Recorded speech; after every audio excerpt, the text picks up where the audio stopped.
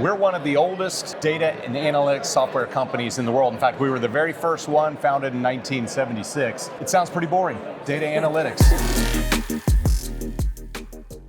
Hi Joby, we're here with SAS today. Could Yep. you explain what SAS does for me? We're one of the oldest data and analytics software companies in the world. In fact, we were the very first one, founded in 1976. It sounds pretty boring, data analytics. But as it would turn out in the AI era, that's what powers AI. So what SAS is, and the way I commonly refer to it is, we are the computational brain of AI. So if you think about any kind of AI outputs, AI applications, AI agents, or even the ChatGPTs of the world, the Groks, the Geminis, that's your interface into AI. But what's happening behind the scenes is a lot of statistical modeling, a lot of real-time decisioning, a lot of data profiling, and you need to pull data from a lot of different sources, a lot of different file types, and be able to automate intelligent decisioning off of it. And that's really what powers things like agents and some of the more robust, AI implementations across a lot of industries. And SAS, being around since 1976, we've got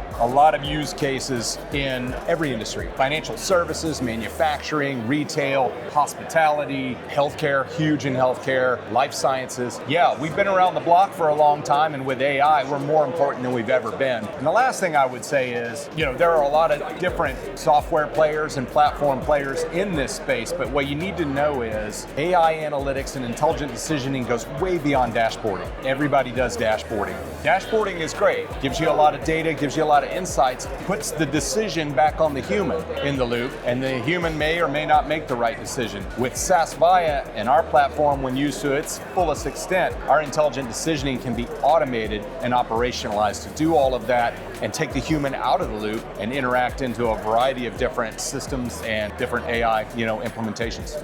So what size businesses is this best for, as we represent small and medium-sized businesses? Yeah, I love this question. Anybody who hears this, who may have heard of SAS, their first takeaway is going to be, oh, I've heard of these guys.